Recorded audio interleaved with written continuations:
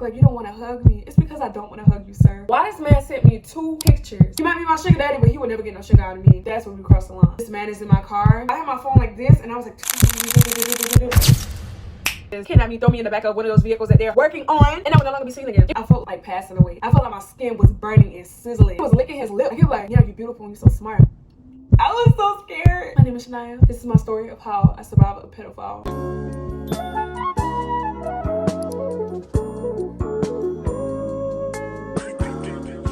Hey guys, my name is Shaniya Élvoria and welcome back to my channel. If you are new here, welcome to my channel. If you are not, it is so good to see you guys here because I have not posted in such a long time. As you guys see from the title, yes, this is very much true. And of course, I'm going to have proof because every time I tell story time, I always come with my receipts. This is a very crazy event. I never thought this would ever happen to me, but hey, life is very unexpected and it comes with unexpected experiences. Some of these things might be triggering for people who actually dealt with weirdos, pedos. But now, I'm going to give you guys an amazing experience by telling you guys about this crazy story about this old Jamaican guy that we are going to refer to as Big Gut. I'm not going to make the intro too long. Also, while you guys are here, make sure you follow me on all of my social media platforms, and also make sure you subscribe, like, and comment, share to your friends and family. But anyways, better get right into the video. Honestly, I don't know what I'm going to name this video, but I can honestly say that this video is going to be along the lines of I don't know exactly what I want to call it, but it's so crazy. I'm gonna tell you guys how I almost got kidnapped by an older guy who wanted to be my sugar daddy. Well, he wanted to be my man, but I consider a sugar daddy because you're too old. You're old enough to be my dad, sir. So I'm just gonna give you guys a backstory of how all of this has started. I've been having some issue when it comes to my car. Everybody knows that Hondas are reliable cars and they function very good. But I have not been doing a good job when it comes to maintenance. Like, yes, of course, I'll get my oil changed. You know, I'll make sure I got gas inside of my car. I never drive on my car when I'm running out of gas. Like, it's never on E. But when it comes to cranking up my car, sometimes my car does not manage to crank up. I had brought up this issue to my mom, and then she had got somebody like a mechanic up here to check out my car. So it was like this older Jamaican man. He was telling me what was wrong with it. I'm gonna insert some pictures. This battery here. He was telling me like use like some substance like Cataclean. I needed to get this wire. At the time I had like a dead battery. Instead of we doing what we was told to do, like get this little part to my car wired on. Mind you, the person who had fixed my car way before, years before, I guess they never connect like this little connector and wires to my battery. They never did that, so that possibly could be a part of the issue as well. The next year in January, I also had that issue again. Mind you, all of this is gonna make sense. All this is gonna make sense. I have to tell you guys, so everything can start connecting the dots, right? So it was the start of the new school year, right? So I was driving my car one morning. Mind you, I usually be by myself on campus and I didn't have work nor class that morning. So I was like, I'm so bored. I just want to go to the hair store and buy me some products for my hair. So I'm like 10 minutes away from my school, like down the street. And it was looking for this specific product. I'm on the phone with my grandma or whatever. We talking about some future events that was coming up and all type of stuff, just catching up. Like I'm talking this and that. And I was like, yeah. I was going back inside of my car, getting ready to go back to school because the product that I was looking for, they didn't have it. I tried cranking up my car and my car would not crank up. Mind you, it was early in the morning. Nobody was at the hair store besides me, like customer wise. Like of course there was a worker, but it was only me. And it was a big parking lot. So it was like a complex. It was the hair store, a thrift store, and like a music store and some other type of abandoned store. So the only people who were there were people who were shopping at this thrift store that I'd never been to. So I'm telling my grandma, I'm like, hold on grandma, something just happened. She was like, what's wrong? I was like, my car's not cranking up at all. And she was like, do you not have a good battery? I was like, no, I don't have a good battery. She's like, you need to get that. You also need to get some boosting cables because you never know what could happen. So I was like, okay, well let me just walk around and ask like these people to see if they could jump my car. So I walk up to this older man. He was telling me that he wouldn't mind jumping my car, but his car was like an older model car and he don't think that his car has as much power to help boost it. So I was like, okay, it's completely fine. I'm gonna just go ask someone else. So I started asking other people, they don't have it as well. And then I just saw this one girl, I saw her car as soon as she got out. She had my school sticker in the front part of her car. So I asked her and she was like, oh no, I don't have it, but I don't mind walking around with you to help you find somebody. So we was walking around, still couldn't find anyone. She was like, okay, well I have a good idea. There's this police officers all the way on the end of the parking lot. Maybe they have some tools inside of their car that could help. So I was like, okay, yeah, that's a good idea because I feel like police should always be equipped when it comes to things like this. We walk over to the car and we ask this police officer, and there's a problem, right? So we walk over to the police officer or whatever. We asked her, hey, can you boost my car? While I'm in the process of talking to her what was going on, she was very friendly. But while I was in the process of talking to her, that's when it dawned on me. My license plate was expired and I did not have insurance.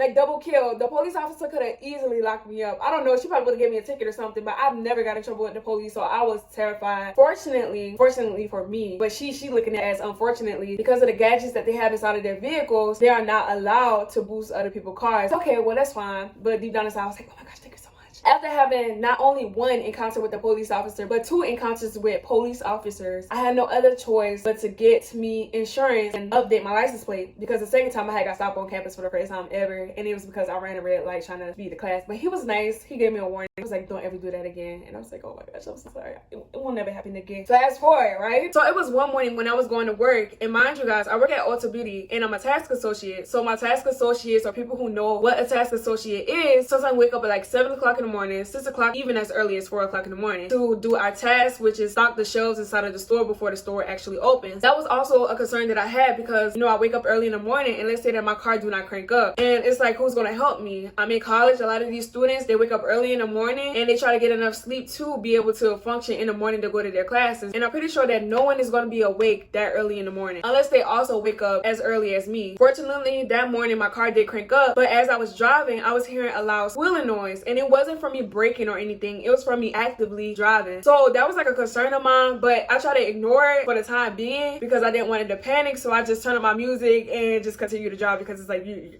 girl, I'm not trying to be stressed. I'm trying to be stress-free. I'm trying to have a stress-free life. So I'm driving my car to work, got to work or whatever. So I'm not really thinking much about it. But later on during the day, I called my mama just to let her know, like, hey, I really need to get my car fixed. We've been putting off on this issue for months. I don't know if this is becoming a domino effect of me not fixing this one thing. It's affecting this other thing. And I just don't want my car to come to a point where I could no longer use it. Even though, like I said, I have a reliable car. But hey, if I wait too long, it might not be reliable anymore. God forbid. My mom was like, how about go to Advanced Auto? We're gonna try to get in contact with your grandma because she's a membership there, so we could try to use her discount, try to see if they do military discount, all type of stuff, because my grandma is also a veteran. So I had drove there or whatever, just being very cautious, being very mindful of how I drive. It was like a 20-minute drive or whatever in another town, and we got there safely. And mind you, I got off work around probably like 11 o'clock in the morning, and I think it was a Saturday. So when I had got there or whatever, I saw this guy. He was like, what's going on? I told him about the issues with my car or whatever. I gave him my keys and they drove my car to try to inspect it. Mind you, I had to pay for them just to inspect it, even though it wasn't a guarantee if they was gonna fix it or not. So they had me waiting for like 1 to 2 hours. I was just sitting there or whatever. I got in contact with my mama because sometimes it's hard to get in contact with her because she's doing all type of stuff. I don't know. So I called her. She was like, what was going on? I told her what was going on. Later down the line, the guy here came back with printed papers telling me all of the things that was wrong with my car. So they did diagnose it. I mean, I think I pronounced it right. I don't know. So he was like, this is what's wrong with your car. This. And mind you, it was a long list. I was like, there's no way. And when I saw the price down at the bottom of the paper was around $2,000, mine was blown. Who has $2,000? I'm a college student, a full-time college student. I work at a makeup store. Girl, come on. So I was like, oh my gosh. I had told my mama that, and she was like, oh my gosh, see if you can get in contact with your grandma. I'm gonna try to get in contact with her or whatever. Then they had got on the phone. It was a 3-way phone call. Then they started arguing. All of them started cussing, all type of stuff. My grandma was like, just take my car from them because there's no way I'm gonna pay $2,000. I could go to an actual mechanic and they won't charge me as much. But while I was talking to the guy, he was telling me, you might be saying that like your car won't crank up or whatever, but it seemed like it's perfectly fine and all type of stuff. Like your brakes are no good. One day you could be driving and let's say that you're going on to ongoing traffic or just be driving and everybody just come to a halt. One day your brakes might not work. Then your tires is also bad. He took a picture of my tires and showed it to me. It was like it's literally hanging by a thread. Basically, what was at the top was my main concern. And what my issue was, what I had brought to him, that was the least of my concerns. But I was like, okay. So my grandma had told me to go to this place, right? And it was all the way in Charlotte. So I was like, oh my gosh, like I'm gonna have to drive all the way up there. But she said, try to avoid driving on the interstate, just take the back way. And my mom was like, once I got there, just call her. I went to go drive up there, listen to my music, just being very careful, not speeding, not hitting no sharp turns or anything. So once I had got to Charlotte or whatever, it was kind of in the heart of the city. There was a lot of buildings surrounding this little shop, right? So of course, like it's tires scattered all around in the front of the store. It's like some cars, just a few cars, not a lot. And it was there. So I had called my boyfriend because it's like I'm at a place where there's a lot of older men and I just don't want to get finessed because, you know, when you go to places like this, they always say bring a guy with you, so they just want to finesse you out your money and be like, this is how much you should pay, this is how much you need to pay, and this is what's wrong with your car. I just wanted to have him there because I would feel more comfortable, and if something don't sound right, then he could just be like nah, like that's not right. And plus his uncle is also a mechanic. So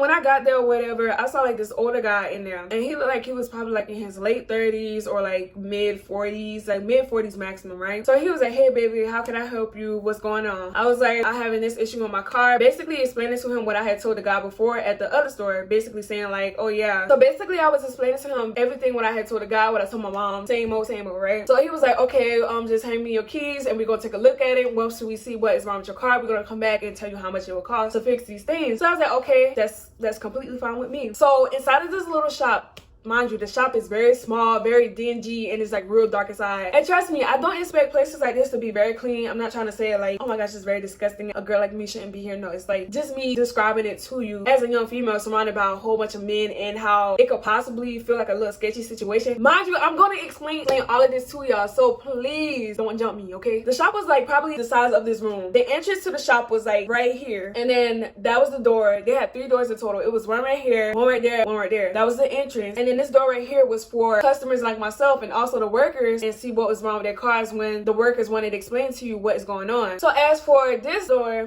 was behind the desk. So whenever they came in, write off on the papers, write you a receipt, anything, they'll just easily come from the little work department and come inside. So it was dark in there. I was the only female in there and nobody was really there. The only people that I saw was there was also men customers as well, and they were older, and I've never been in this type of situation, so I was like, oh my gosh, I'm kind of nervous. But it's like at the same time, I gotta do what I gotta do. I really gotta get my coffee, girl. So I'm just sitting there, I'm talking to my mama just a little bit or whatever, and then I started talking to my boyfriend. It was like talking to him about like some financial stuff, trading, Coinbase. So that's when the manager, aka Big Gut, he came inside of the store and was like talking to me or whatever. He was like saying, hey, what brings you in here today? I was like, oh, one of your men, they are currently looking at my car because this, that. And he was like, yeah, he has good workers, they'll try to do me right or whatever, all type of stuff. That's when my mama was on the phone because I called her back so she could know what was going on as well. And I was like saying to him, I've been having like some issues in my car, and I was like saying like how I went to Advanced Auto Part, and like they was like saying this is on my car, but I promise you, I assure you that every time when I crank up my car would be completely fine. But every blue moon, when I would crank my car would not crank up at all. I would have to get like a random stranger to boost my car by asking if they have jumping cables. So that's when later he came back inside of the shop. He was basically conversing with me, like having a conversation. So he was like, so what brings me here? I live here. I've been living here for like a couple of years now. And he was like, oh, you a college student? I was like, yeah. He was like, where you go to school? I was like, oh, in another state. I go to school in South Carolina and that type of stuff. He was like, you drive from all the way from there? And I was like, yeah, I'm trying to find somebody to fix my car because I'm going to all of these well-known places and they're trying to charge me an arm and a leg to get my car fixed. So I'm trying to find somebody who is reasonable. He was like, yeah, we will try to work with you and this and that. Like, he was the owner of the shop. At first it was like a team business of him and his best friend, but his best friend had passed away a couple years ago, and then he had took after the shop. Like sometimes like the business would be slow during the week, sometimes like he'll be very busy or whatever. So I was like, okay, that's very good. He was like saying like he was from Jamaica. Now that he live in the city, it just feel very lonely. But I was like, girl, at least you're getting money. Like, you saying that you make money like this, I wouldn't worry about all that. I mean, even if you got money, the lady's gonna come when they see the money. Well, at least you're doing well for yourself. Like, just take yourself out and meet some people or whatever. He was like, he really liked the way of how I speak because I speak very positive. He just keep getting interrupted with like other customers or like his workers. I kept saying like, no, you're good, you're fine, it's fine as long as I get my car fixed or whatever. And like, it was true. Like, as long as I get my car fixed, that's all that matters because I have nothing else to do. I don't have classes today and I just got done with work, so I'm just here. I'm just waiting there for some time. They were talking to my boyfriend, all type of stuff, and then eventually he came back inside when they had moved on to my car. He was telling me all of the things that he did fine and all type of stuff, and he was saying like, instead of me paying like the $2,000, he was like, he was gonna work out a deal for me. He was like, he was just gonna make the prices lower. And I had my mom on the phone. He was getting annoyed with my mama because my mom was asking a lot of questions. He was like, yeah, I work a deal out for your daughter. So this was stuff get crazy, right? As he was coming in or whatever, he was like signing off like a receipt for like a customer that they just finished. And then mind you, I'm on the phone with my boyfriend. I'm very observant. When he was coming in through the door that's behind the desk, he was signing off or whatever, but I could see him in my peripheral vision staring at me, like looking at me up and down. Act like you're me and I'm him. And he was like that, like he kept looking me up and down, and I felt very uncomfortable because it's like, I don't know if you're thinking, because you know sometimes when people think, like they'll just mindlessly do things, or he was actually checking me out. And if he was, it's like, sir, I'm not that type of person. I feel very uncomfortable. You old enough to be my father, and it just... So after he went outside, I was kind of sketchy because like I said, like although I'm in the heart of the city, this shop is very small and there's only a limited amount of doors. So I feel like if they wanted to do something to me, they could have easily did something to me because first of all, that shop did not have any windows. Nobody could see me. It was closed off and it was just those doors, and all of those doors was right beside each other. All three of them wanted to come that way, they could. The only things that was inside of that shop was a small chair that I was sitting on, a long couch right here, and a long couch right there, and it was like a fan blowing around with a TV in the corner. and it was very dark in there. I was thinking in my head, like, oh my gosh, like, what if they sex traffic me or whatever? Like, what if like a whole group of men come in here, beat me up, or just put something over my face and just kidnap me, throw me in the back of one of those vehicles that they're working on, and I would no longer be seen again. Even though my boyfriend had my location, it's like, what can he do? Because he's out of state, because he does construction work. Honestly, what can he do? So I was like kind of paranoid when it came to that, because he was like checking me out, and like I said, I was just thinking about that the whole time. So I had stepped out immediately. I went out this door right here, the entrance, and I was talking to my boyfriend, and I was like, I feel very uncomfortable because like this older man, he was like saying how he was gonna give me a discount, and I was telling him of how like I'm the only person there, I'm the only female, and like he kept coming in there and he was checking me out. Like I could literally see him like staring at me, like.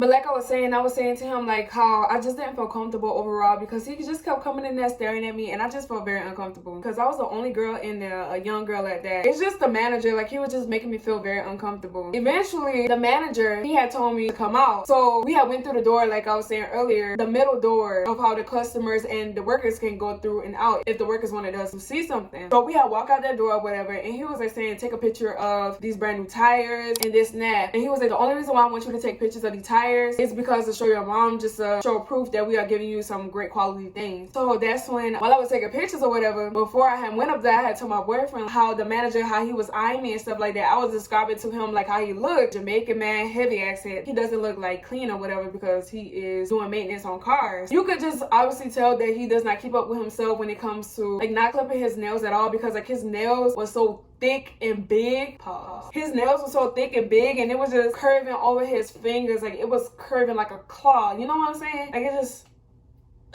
just I don't know, it looked like some paws. It looked like when he works so much, like all of the dirt and grime just get inside of his skin, and it soaks deep inside of his pores, and like it marinate for so long. He would just go home and not wash his face, just sleep in bed on his back and just let it sit there like a facial, and like it would just make his pores so big. His pores were so big and round and scary. It was a lot going on. But he had took me to the front of the car, whatever, where people couldn't really see us, and he was like saying of how like he wanted me to look in the hood of my car just to see what was going on, what he was going to work on, all of the things that he was going to do for me. And that's when after that I was like, okay, thank you so much, I'm very appreciative and all type of stuff. So that's when he was like, yeah, I don't mind helping a girl like you, you know, like you're very smart, young, beautiful, you're well mannered, and you talk. He was basically giving my flowers because you know the youth doesn't, they kind of got an image. I'm saying they, like I'm not the youth, it's just an image, like just seeing somebody so young just take care of themselves and present themselves in such a good way. I took it as my elder, like he's like saying, like, you're just doing a good job. I see of how like how you speak and like how you were so respectful and you're so patient, because I came in here multiple times and saying like we're gonna wait in your car. Mind you, like time was going by fast. I've been up for like 2 to 3 hours. I was like, thank you, whatever, because you know older people, they usually be like basically give you your flowers, like when they like something they will tell you that. I wasn't taking that as like he flirting with me. I was like, okay, well thank you, like I'm telling you thank you. As he was saying things to me, there was long pauses, and then he was licking his lip, like he was like, yeah, you beautiful and you so smart.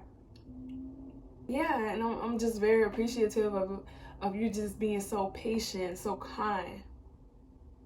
Girl, he thought he was pulling the light-skinned face. Oh my gosh, it was so disgusting. Mind you, I'm the type of person, like, usually I don't keep eye contact with people, especially if I don't feel comfortable or if I feel like the eye contact is too long. Like, why are we standing in each other's eyes like this?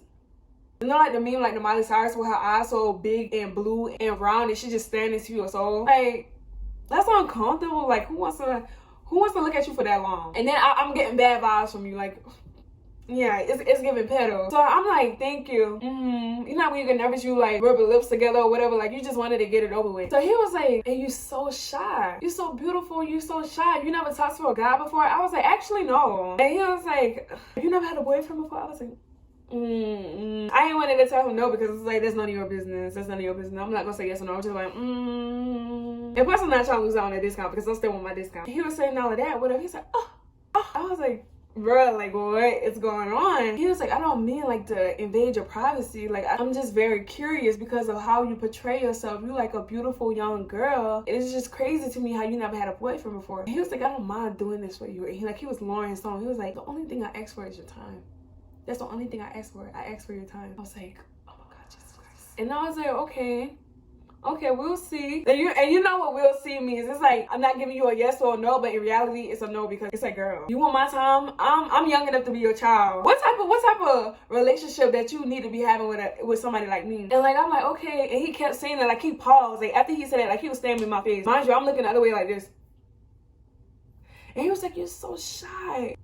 No, I'm not shy. I want to get away from you. I want to get away from you. I'm not being shy, sir. You make me very uncomfortable, and I want to talk to a trusted adult, and that's not you. Like, I'm terrified. I need to talk to somebody ASAP. Please have 911 on speed dial. I'm having a crisis right now. So after that, like, he kept repeating the same thing. Then we walked back around to the other side of the car, and he was like still trying to sweet talk me or whatever. He was like, because you know these young N-words, they don't know what it's like to treat a lady right. I know how to treat a lady right. I have money. Money ain't a thing to me. All of this, I own this, and whatever. Whenever I had some downtime from school and everything, he don't want to interrupt my school life. He want me to have a future for myself, but whenever I had some downtime, come chill with him. He could take me on a date. He was like, where would you like to go? I was like, sir, I ain't from here. First of all, I'm not from here. I don't know what's around here. I'm barely here. I'm always at school. Who's ready to be ripping and running all the way up to Charlotte every single time when I want to do something? Not gonna lie, I do that. Now I do. I mean, even then, I was doing that too. A little bit, just a little bit. But even if something, I wanted to do something, it would be with my actual man. Not true. He was like, he want to know who I am as a person. He want to know what's in my heart. He want to know my personality and bring the good out of me. And he wanted to treat me well because I ain't never been with a man before. Like, he a real man. And he was like saying like, these YNs, they wanted to see what's in between my legs. And he was like, that don't matter, because if you have that and you don't know how to carry a woman, then what's the point of your existence? I was like, oh my God, sir, just fix my car. Just fix my car. That's all I ask. I don't ask for nothing more. I don't want no money. I don't want your time. I don't want anything from you. I just want you to fix my car. I just want to get to and back from school. I want to be able to go to work and have some money for myself and just blow it on jewelry and makeup. Like, that's all a girl really wants, you know? I was so scared. My name is Shaniya. This is my story of how I survived a pedophile. That's not even a juicy stuff. Wait, we better get into that. So anyways, like, he was saying that and everything. I was like, okay, my mom is calling.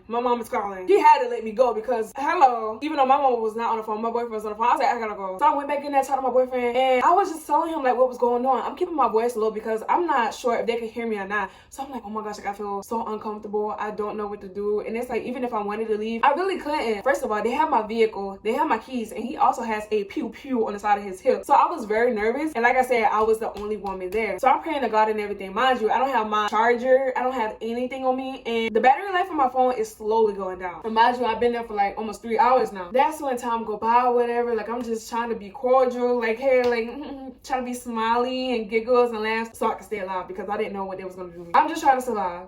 And I also forgot to mention of how, like, when I was out there taking a picture of my tires and stuff, I also managed to take some pictures of him. I was trying to be real slick with it. So I had my phone like this and I was like,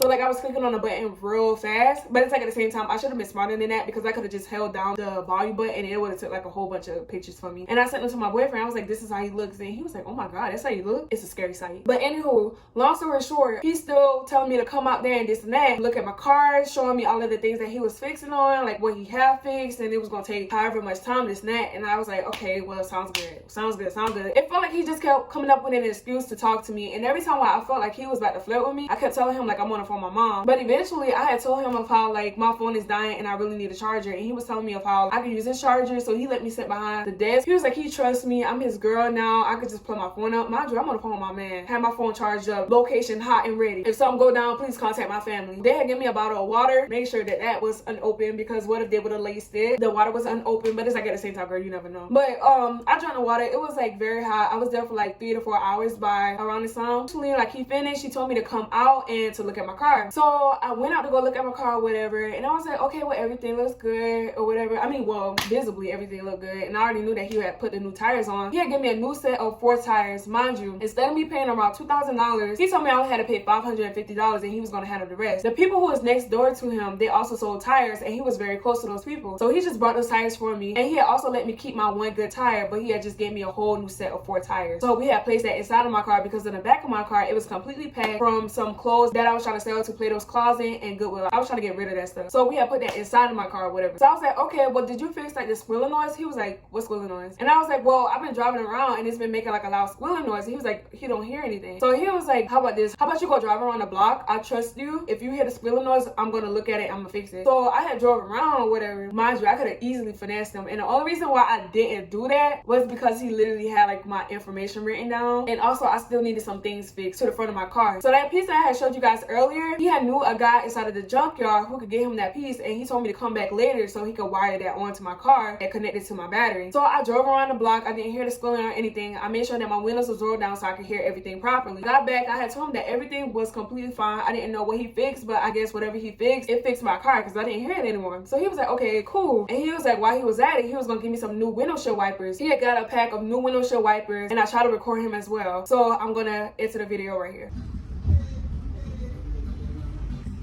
So while he was doing that, I tried to record him, whatever. He was smoking his cigarette, taking the stuff off and putting it on. He was also going to give me a new belt for my car so that if I ever hear any squealing again, I could just come back to him or somebody else and get them to put a belt on. It was brand new, no charge. He gave me that belt. So after all that, he had made me come inside or whatever and sign like the papers, like my signature, like basically saying like blah, blah, blah, blah, so you can have that in his records. And I had did a pay. My mama had split the payment with me. So y'all, after I did a payment and everything, he was like, come in. Like he grabbed my wrist and he was like, he wanted a hug. I was like, oh my God, Jesus Christ. I do not want to hug this man. I do not want to touch this man. I just want to go in peace. Mind you, y'all, I was scared because he could just blow my brains out if he wanted to. And we was the only people in that shop. Like, I was scared of him possibly doing something. So I was like, okay, well, he want to hug. I'm just giving him a hug. Mind you, he's pregnant. His stomach is real big. So it's like, I couldn't really hug him. So when I tried to hug him, his stomach was pushing me back. So I just hugged him in like an awkward state. So I was like this. So I had my face like going toward this way so it wouldn't be towards his or whatever. So that's when all of that happened. He was like, you acting so shy. You really are shy. You act like you don't want to hug me. It's because I don't want to hug you, sir. Yeah, I tried to pull away from him. He would not let me pull away. And then like he did something I never thought he would have did. He put his nose in the crook of my neck and started smelling me. I felt like his big nose like, oh. And he started sniffing me. He was like, you smell so good. I was dying on the inside. Like I was like literally dying on the inside. He was like, oh, you smell so good. Your skin's so soft. Please get me out of here. Lord, I would become a saint if you get me out of this situation. I felt like passing away. I felt like my skin was burning and sizzling. Like as soon as his flesh touched mine. And that's when like I pulled away. I was like, okay, well, I gotta go. I really have to go. It was so uncomfortable. Like guys, like you could literally feel like my body was so tense. And like he was just saying all of these crazy things to me. Like I tried to tune him out to the best of my ability. I just wanted to go. And that's when I knew right then and there I was never gonna come back. Like forget all of that other type of stuff. I said I was not gonna come back. I was never gonna come back. So that's when it was time for me to go back in my car. I was getting ready to go. And wait, I think this was when he was about to give me the belt, right? So I thought he was gonna put it in the passenger side of my car, but he saw the tire in the front part of my car. He looked at me and smiled and shook his head. Mind you, he was smoking a cigarette. So he put his cigarette out. I don't know if he threw it on the ground or whatever. Then he had walked behind me on the driver's side and got right behind me inside of my car. Closed the door with his body physically directly behind me. Oh my God, like what is he about to do? And mind you, he had asked me before if I had some gas in my car, and he had looked at the front of my car after I had told him no, like I ain't had no gas. So he was like he was gonna pay for the gas. Mind you, I thought he was gonna give me some money or whatever and just give it to me and just let me go to the gas station and fill it up myself. But he was like I was just gonna come back, and that's when he had got inside of my car. So that's when he had told me to pull out of the parking lot and take that right down there on the left hand side at the light, driving to the gas station. So I did as he said. He literally had a gun on him, y'all. What do you do? So I did it, and I knew you guys gonna be like, oh my God, you are such a dumb bitch. You're stupid. Why would you do that? Y'all, like I said, I try to remain calm, try to act like everything is okay, because when you escalate a situation, you make things worse. So when things like this, you have to remain calm. So they'll think that everything is okay and you will abide by the rules. Because like when you panic and stuff like that, if it was for this to happen, it would get very hostile. He could possibly put like a my head and tell me like to do this or that. But I made it seem like I was gonna come back, like yes, we're together, we're locked down, we're soulmates. So after when I had got to the gas station, I pulled up at like a pump or whatever, and then we had got out and we went inside of the gas station, and I'm gonna insert some clips right here as well.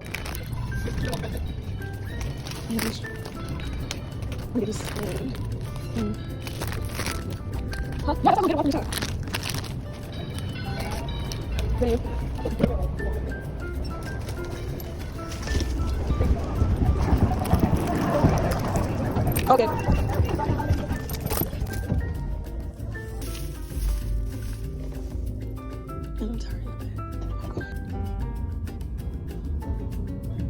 Guys, he put gas in my car. He had told me to get any type of snacks that I want, and he was gonna pay for it, and he was gonna give me a full tank of gas. So of course I had got me some hot chips, some sour worms, and I think either a Sprite or some water. I'm not sure, I can't remember, but I remember I had got me some snacks though, because I was really hungry, and I was there for 5 hours. I cannot make this up, for 5 hours. So that's when he was in there, I also tried to record him as well, because he had went to the back inside of the cool section, because he had wanted to get him like a whole crate of beer. I was like, oh my gosh, like this man, like he's literally tricking off of me. Like I can't believe like I have a sugar daddy. This is his hand. He might be my sugar daddy, but he would never get no sugar out of me. to me, that's when we cross the line. So I was like, I'm just gonna finesse him. I've never did anything like this, and I feel like if anything like this would have happened, I would tell my closest friends like, oh my gosh, girl, you won't believe what's going on. Like my sister or like my best friends from back home, I can't believe I'm doing this. Like I would expect things like this to happen with my cousin or something like this. Like this is the type of lifestyle that she likes to do. She lives and thrives off of this type of lifestyle, but this is not me. So it's like, whoa. So he was purchasing my gas, him some beer and my snacks, and he was paying it with cash. So I also tried to record that as well to try to show that he was actually buying these things. When we was leaving the gas station, he was like, you better not open that door. Let me open that door for you. You're my girl now, and I'm your man, and I'm gonna be a gentleman. So he opened up the door for me, and I sped walked to my car, and I was so scared. He was like, He's like, don't you open up that door, girl. And then he opened up the door for me again. He told me to open my gas pump, and he put my gas for me. Mind you, when he put my gas, I was like, oh my gosh, like thinking to myself, like, oh my gosh, I can't believe this man is in my car. I'm with this man, no one is here. And when I hung up the phone with my boyfriend abruptly, like when he was talking to me or whatever, like before we even got to the gas station, my boyfriend, he was blowing my phone up, like he was very concerned. He didn't know what was going on. He was like, are you okay? Like what's going on? That's why I tried to record him as well while he was pumping my gas, but I was kind of paranoid because I was like, what if I try to record him and he see me recording him? So I wanted to record like this, like turning like this, but I felt like he would easily like just see me recording. I don't think I got a good shot at his face, but you got verbally hear me speaking. So I was like, oh my gosh, y'all, like this man, like he has me driving him around the city and stuff like that. Like I'm low-key paranoid, but like I don't know what to do with this situation. I've never been in this type of situation. As soon as I heard him stop pumping my gas, I called my grandma immediately. I was like, oh yeah, this and that, because as soon as he opened the door, he was about to say something to me. I was like, shh, my mama's on the phone. You know my grandma's on the phone, but he ain't had to know that. I was like, yeah, I'm at the gas station. Yeah, I'm in Charlotte. I'm at such and such location. I'm being smart about it because it's like, if he ever think like he can get away with something, I have somebody on the phone and they know where I'm at. They know where I just left and like they have my location. So like I'm just saying like, yeah. While I'm on the phone with my grandma and stuff like that, I'm just driving back to the shop. I'm about to drop him off. So I was like, yeah. And I was like, I'm going back to the shop right now. After I got off the phone with my grandma, he was like, whenever you have time, just let me know. Just call me or whatever. Mind you, I don't even have his phone number, but he has mine because like I said, he has that in his contacts. And he was like, okay, well, he was going to call me at such and such time whenever the guy would get in contact with him when it comes to like that little piece that he needs to wire on to plug up to my battery and so on and so forth. I can't remember everything else that he was saying, but he was like, be careful going back to school. So that's when I was leaving or whatever, I had got back on the phone with my boyfriend. He was like, what happened? Because he was like worried that whole entire time because I had hung up the phone later because, you know, I just was going to call my family and this and that. I just randomly got a text message from that man at 5:06. Unfortunately, I am recording on my phone, but I have took notes of what was saying inside of that text message. Saturday, April the 19th, 5:20 p.m. I'm also going to add a picture inside of the video so you guys can see it as well. He was like, you took the wrong receipt. You have my copy. Mind you, you was so busy telling me I smell good, sniffing my neck and everything. You could have been paying attention to what you needed to do, but you wasn't. Now we got the wrong copy. And I said, do I have to bring it to you? And he said, what he said? I can't. Girl, I was writing so fast. I think he was saying, in your convenience, but I do need it for my records. I said, is it possible I could bring it on the day for the car park? I'm an hour and heading back to school, and I'm stuck in 5 o'clock traffic. After that, he could have just left it at that. He talking about some. Also, you're not single anymore.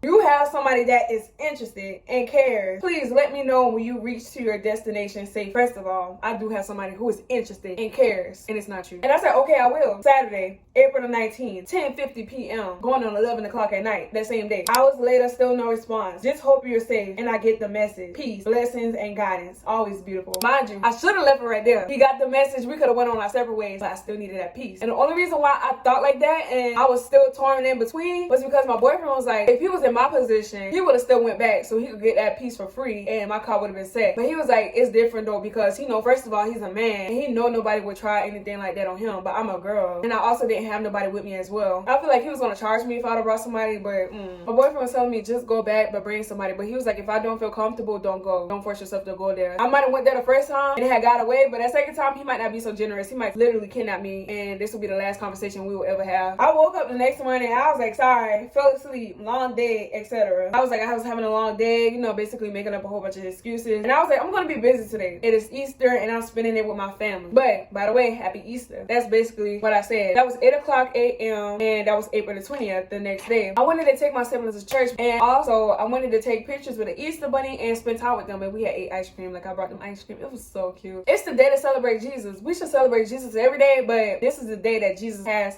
risen. It was like, no problem. Same to you and stay safe and beautiful. Okay, yeah. Y'all, mind you, on Jesus' day, y'all, this lustful, disgusting pedophile. 10 o'clock at night. Why this man sent me 2 pictures, not of himself, but pictures that he most likely got off Facebook of grown people doing grown stuff. He was talking about some part of life. He didn't even put it right. I think he was trying to say part of life that is waiting on you. Girl, instant block. All of that stuff had went out the window. You can keep the part. My car gonna continue to click off until I find somebody else to do it, because there was no way I was gonna go back. First of all, I shouldn't have went back when he physically touched me, got in my car. That should have been a red flag right there. God was protecting me. He said, girl, don't you ever go back to that man. He ain't gonna let you go there next time. When that happened, I was like, okay, well, I'm never gonna see this man again. It is what it is. I'm just glad I got my car fixed for $500. Hey, that's a good deal if you ask me. That's a great deal if you ask me. It would have been amazing if I would have got it done for free, but you know how expensive tires are? And I got all 4 tires for free?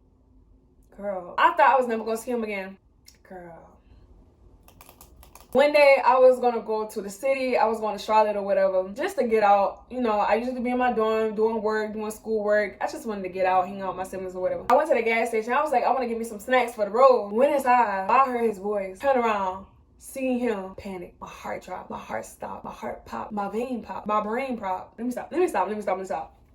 Ooh, bars. But yeah, I was so freaking scared. But I was like, this man gotta have some sense. There's no way he's gonna do something crazy in front of all these people. But it's like at the same time, you have people doing crazy stuff on a daily basis. Luckily, he did not see me. The way that I have my car parked at the gas station, my car is literally parked directly in front of the door. So when I show you guys the picture, I think I have the picture. If I don't, I'm so sorry. I'm so sorry. But he had walked past my car and I managed to take a picture of his head. After that, I've never saw that man again. I don't plan to see him ever again. And that was the end of that. But yeah, that was my story time, guys. We're gonna end it off right there. But yeah, guys, that was the end of my story time. I hope you guys enjoyed the video. I appreciate him fixing my car. But girl, the experience, it was not worth it. When you go to places like that, especially young women, please bring a brother, a guy friend, or just some friend, your parents. Just be safe out here, because these people are crazy. There are literal pedophiles. I never thought I would ever encounter something like that, because that never happened to me ever in life. But unfortunately, that did happen, and I try to take advantage to it the best way that I can, because in this economy, girl, I don't got no money like that. Like I said, I'm a full-time college student and I work at Ulta Beauty. There is no money there. Please subscribe to my channel. I have a lot of videos coming out. You're going to see some amazing content. Like I said before, follow me on all of my social medias so you can see me behind the scenes, post my pictures, support, and also get in contact with me, because I love talking with you all. And yeah, I can't wait to see you guys in my next video. And also watch my previous storytime videos as well. Those story times have went viral and you guys seem to love it. If you guys want more story times from me, comment down below. If you ask, it shall be received. I love you guys so much, and become a part of my family. I love you guys so much. See you later. Bye.